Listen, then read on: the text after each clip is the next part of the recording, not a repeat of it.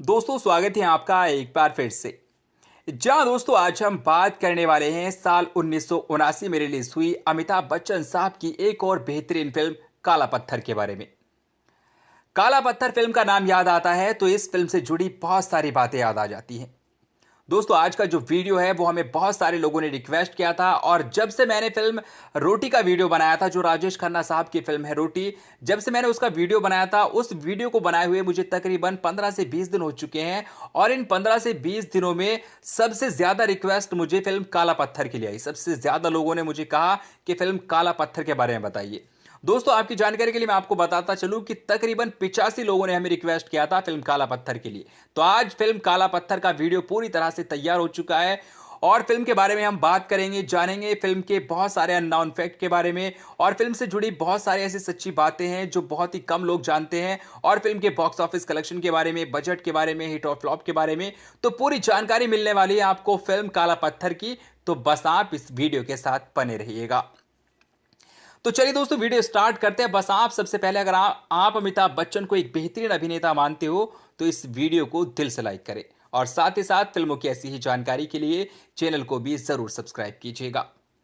24 अगस्त साल 1979 में रिलीज हुई थी ये फिल्म, और इस फिल्म में हमें नजर आए थे अमिताभ बच्चन, शशि कपूर, शत्रुघ्न सिन्हा, नीतू सिंह, परवीन पॉबी और प्रेम चोपड़ा। फिल्म के डायरेक्टर थे यश चोपड़ा, और प्रोड्यूस भी इस फिल्म को यश चोपड़ा ने ही किया था। फिल्म की कहानी लिखी थी सलीम खान और जावेद अख्तर ने, और फिल्म को म्यूजिक दिया था राजेश रोशन और सलील चौधरी ने। अगर फिल्म के बजट की बात की जाए तो 2 करोड़ से भी ज्यादा के बजट में बनाई गई थी यह फिल्म, और बॉक्स ऑफिस इंडिया पर इस फिल्म ने 3 करोड़ रुपए की कमाई की थी, और पूरे वर्ल्ड में 6 करोड़ रुपए कमाए थे। और की एक एक्शन ड्रामा हिस्ट्री फिल्म थी, और फिल्म बॉक्स ऑफिस पर एवरेज साबित हुई थी। चलिए दोस्तों अब बात कर लेते हैं फिल्म से जुड़े अननोन फैक्ट के बारे में। उससे पहले मैं आपको बताता चलूं कि काला पत्थर ऑन स्क्रीन के अलावा ऑफ स्क्रीन पर भी ये काफी चर्चा में रही थी। ये कहानी कोयले की खदान में काम करने वाले मजदूरों और उनकी बुरी हालत, पूंजीवादी मालिकों की मनमानी और धनबाद में एक कोयला खदान में हुए हादसे से प्रेरित थी। चलिए बात कर लेते हैं फिल्म के अननोन फैक्ट के बारे में। नंबर 1, दोस्तों काला पत्थर फिल्म के निर्माता इस फिल्म के संगीत से खुश नहीं थे, और वो संगीतकार राजेश रोशन की जगह किसी और को लेना चाहते थे।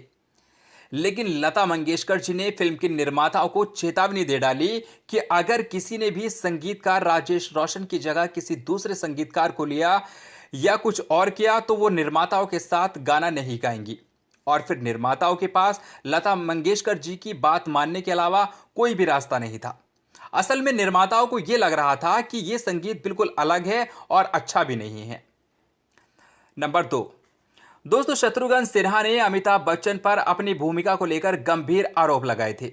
उन्होंने कहा था कि अमिताभ बच्चन ने मेरी भूमिका इस फिल्म में छोटी करवा दी है, और वो काफी गुस्से में भी थे। और आगे शत्रुघ्न सिन्हा ने कहा था कि यश चोपड़ा ने एक निश्चित राशि का उनसे वादा किया था, लेकिन फिर अपने वादे से वो मुकर गए थे, और शत्रुघ्न सिन्हा ने यह खुलासा किया था कि उन्हें पूरी फिल्म में कम से कम भुगतान किया गया था।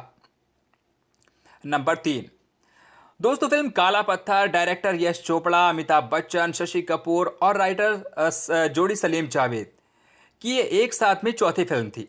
इससे पहले इन्होंने दीवार 1975, कभी कभी 1976 और त्रिशूल 1978 में साथ काम किया था।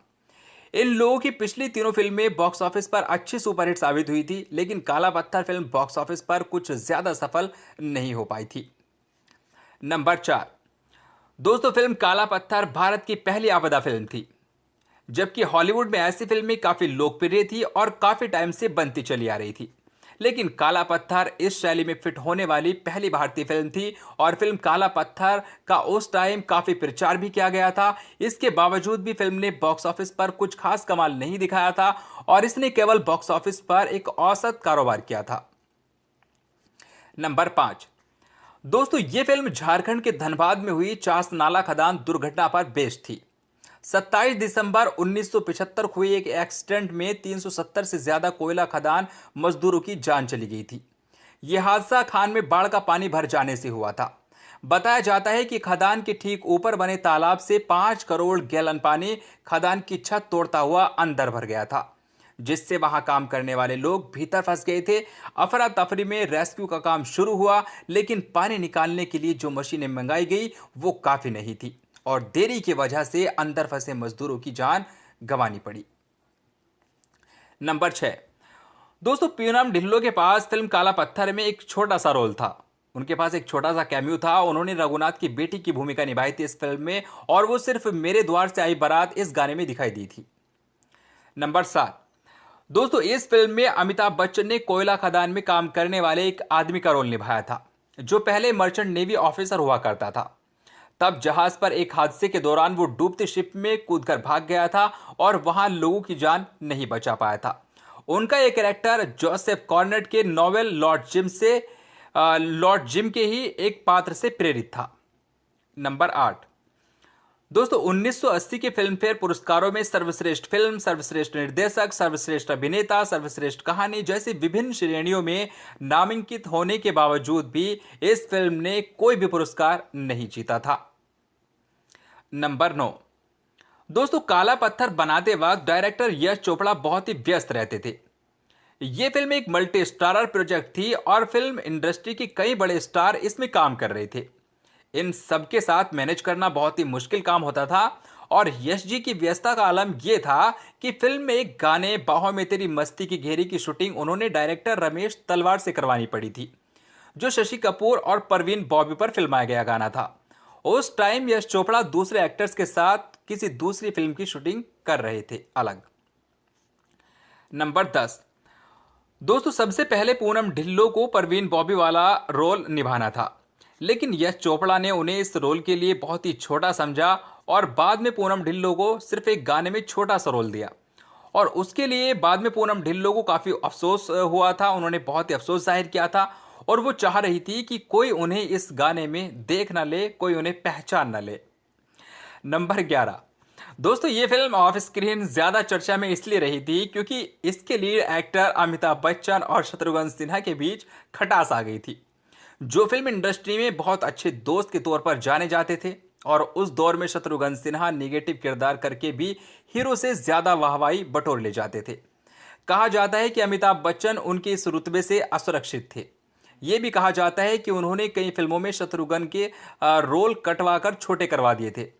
बाद में दोनों ने साथ में काम करना भी बंद कर दिया था और इनके अनबन बहुत चर्चा में रही थी। नंबर 12।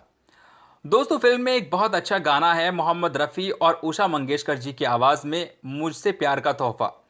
ये आखिरी फिल्म कवि साहिर लुधियानवी ने यश चोपड़ा फिल्म के लिए गीत लिखा था। उनकी आखिरी फिल्म थी यश चोपड़ा के साथ। नंबर 13। दोस्तों, अमिताभ और शत्रुघ्न सिन्हा के बीच इस फिल्म में एक फाइट सीक्वेंस था। इसे डायरेक्ट कर रहे थे स्टंट मास्टर शेट्टी। शेट्टी ने शत्रुघ्न सिन्हा को बताया कि यह बिल्कुल बराबरी की फाइट है और कोई किसी को ज्यादा नहीं मारेगा, ना ही मार खाएगा। बताया जाता है कि शूटिंग शुरू हुई और डायरेक्टर के कट बोलने के बावजूद अमिताभ बच्चन शत्रुघ्न सिन्हा को पीटते रहे और ये मारपीट तब तक चलती रही थी जब तक शशि कपूर ने दोनों के बीच आकर उन्हें अलग नहीं किया था। यानी कि जो शशि कपूर साहब थे, जब ये एक्शन सीन शूट किया जा रहा था तो शत्रुघ्न सिन्हा और अमिताभ बच्चन साहब में मतलब असलियत की लड़ाई हो गई थी, आप यूं समझ लीजिए।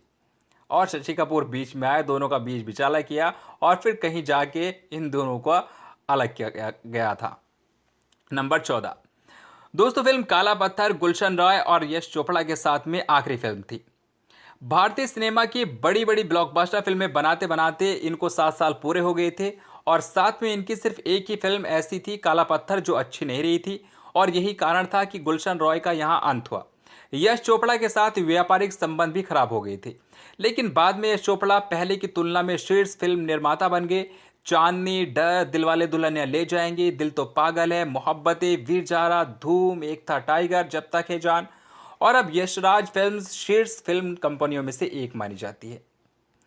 नंबर 15 और आखिरी नॉन फैक्ट। दोस्तों, शत्रुघ्न सिन्हा ने अपनी जीवनी एनीथिंग बट खामोश द शत्रुघ्न सिन्हा बायोग्राफी में बताया है कि एक्टिंग करियर के शुरुआती दिनों में दोनों बहुत अच्छे दोस्त हुआ करते थे, अमिताभ बच्चन और शत्रुघ्न सिन्हा। लेकिन समय के साथ साथ इनके बीच तनाव आ गया। शत्रुघ्न सिन्हा ने बताया कि इसकी शुरुआत अमिताभ ने की थी। फिल्म की शूटिंग के दौरान शत्रुघ्न सिन्हा और अमिताभ बच्चन एक ही होटल में ठहरे थे और एक ही समय पर शूटिंग लोकेशन से भी निकलते थे, लेकिन इनमें आपस में कोई भी बात नहीं होती थी। सेट पर अमिताभ अपनी कुर्सी शत्रु से अलग लगवाते थे। इनके बीच दरार इतनी बढ़ गई कि जब मशहूर निर्माता निर्देशक सुभाष घाई ने शत्रुघ्न सिन्हा के सामने दीवार में अमिताभ की जबरदस्त परफॉर्मेंस की तारीफ की, तो शत्रुघ्न सिन्हा ने उनसे कहा था कि अभी क्या मैं अमिताभ बच्चन से एक्टिंग सीखूंगा। दोस्तों, इनकी बात ही बहुत आगे बढ़ गई थी। तो दोस्तों, ये थे कुछ अननोन फैक्ट फिल्म काला पत्थर की जानकारी। उम्मीद करता हूं आपको ये वीडियो पसंद आया होगा और आप हमें कमेंट में अपनी राय जरूर बताइएगा और फिल्म काला पत्थर के लिए 2 शब्द जरूर लिखिएगा कि आपको कैसी लगी थी फिल्म काला पत्थर। Thank you.